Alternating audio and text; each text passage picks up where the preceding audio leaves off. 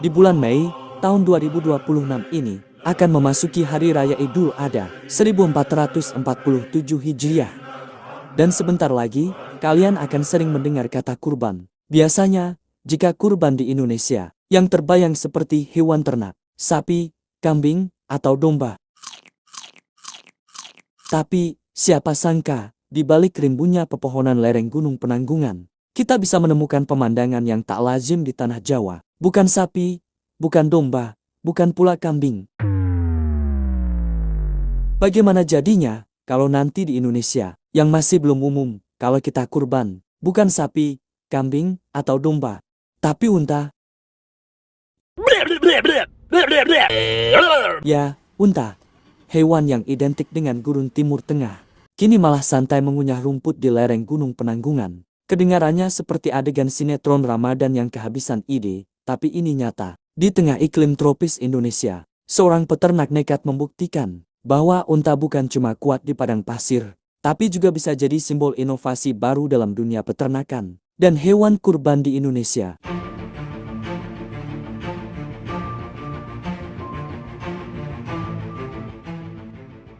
Inilah kisah dari Desa Wonosari, Ngoro. Tempat di mana mimpi menghadirkan nuansa Timur Tengah menjadi nyata. Di tangan seorang peternak visioner. Eksperimen gila. Mungkin itu kalimat pertama yang muncul ketika warga Mojokerto melihat unta berjalan santai di lingkungannya. Seolah tersesat dari Timur Tengah, lalu nyasar ke Jawa Timur.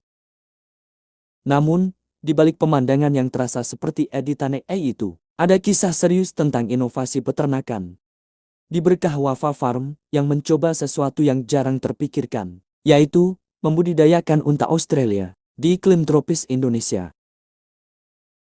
Budidaya ini menjadi contoh adaptasi ternak non-endemik terhadap lingkungan baru melalui manajemen pakan, sanitasi kandang, dan breeding terkontrol.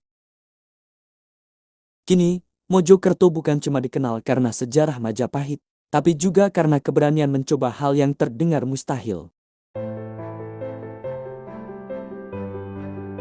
Kenalkan, Faisal Effendi, sang perintis di balik Berkah Wafa Farm. Berawal dari keberanian mendatangkan unta jenis dromedari dari Australia, ia ingin membuktikan satu hal, bahwa unta bisa bertahan hidup, bahkan berkembang biak, di iklim tropis Indonesia.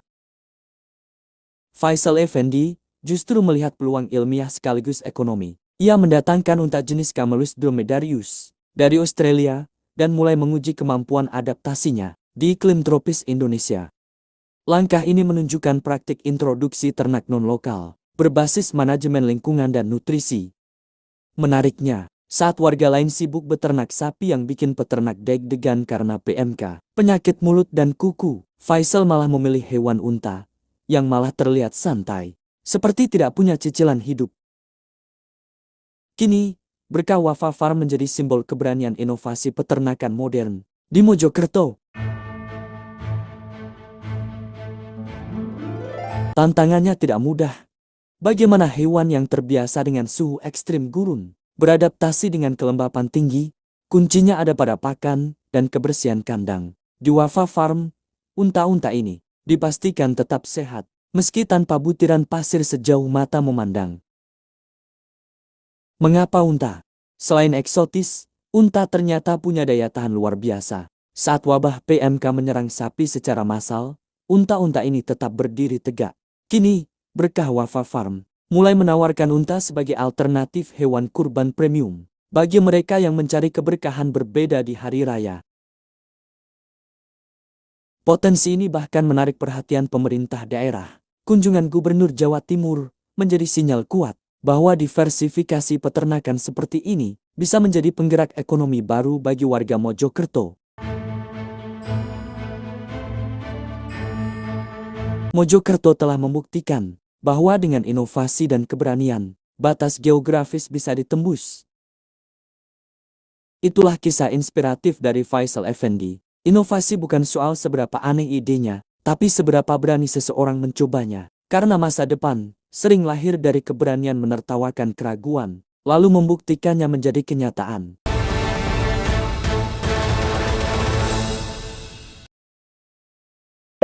Subscribe to my channel.